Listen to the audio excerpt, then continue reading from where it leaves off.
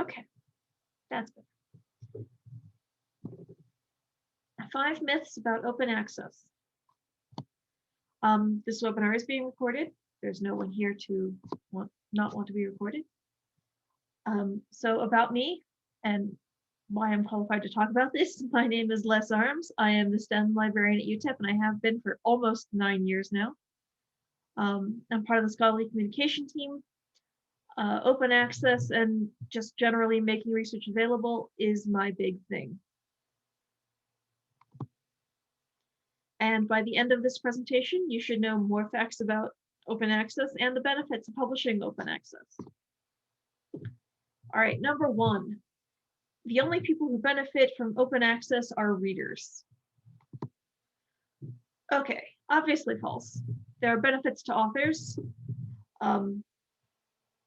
And several studies have shown that there's a demonstrated citation advantage to publishing open, which makes sense because research that is available to anyone, regardless of university affiliation, finances, whatever, can be cited more than an article that is only available to people with university connections or lots of money.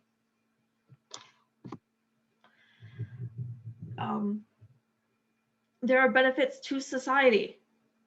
This is just exemplified by the fact that almost, if not all, COVID-19 research is currently freely available because they want doctors, policymakers, everyone to, you know, and to be able to handle this as best they can. Okay, myth number 2, access is already fine. If you believe that, I have a bridge to sell you. I'm not entirely certain which bridge, but I will find a bridge to sell you because no. Large research institutions cannot afford everything their faculty need. UTEP cannot afford everything our faculty need. Spark has tracked 11 big deal cancellations by large universities as of last week. This is March, and 11 universities have already canceled big deals this year. 6 or 7 of them were Virginia universities that had all gone in together, but that still leaves another, let's see here, 4 or 5 universities in addition to the Virginia conglomerate that are all canceling their big deals. These big deals were supposed to be cost-effective bundles from the publishers, but we just can't afford them anymore. Let's talk about illegal workarounds. We've got Sci-Hub. Everybody knows about Sci-Hub. It's like the Napster of academia, and if that doesn't date me, then I would use such a reference. And if everything is fine, would Sci-Hub be a hit? Would everyone know what Sci-Hub is? But researchers are breaking the law because that is the best way to get research they need. I can have PDF. I can has PDF is an academic Twitter tag for people who need access to an article.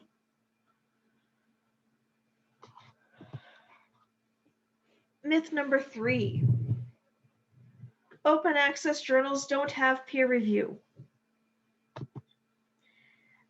If it's a reputable open access journal, no, let me do this again. If it's a reputable journal, it has peer review. Open access, traditional, does not matter. It's got peer review. The Directory of Open Access Journals, which is the biggest I wanted to say it's the biggest directory of open access journals, but that's a little redundant.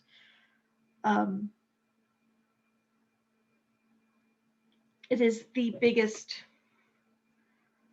open access journal list, biggest database of open access journals. It will only list journals that use peer review. And as of now, they list almost 16,000 journals. I believe it was like 15,995 or something as of last week. Myth number 4, open access journals cost too much to publish in. There are free and cheap completely reputable open access journals.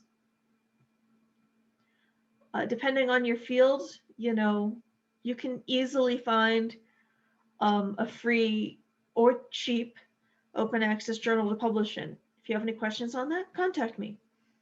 For most open access journals, the APC, the article processing charge, which is the fee for publication, is about the same that the page fees that traditional publishers have. And after you've published it, no one needs to pay more to access it.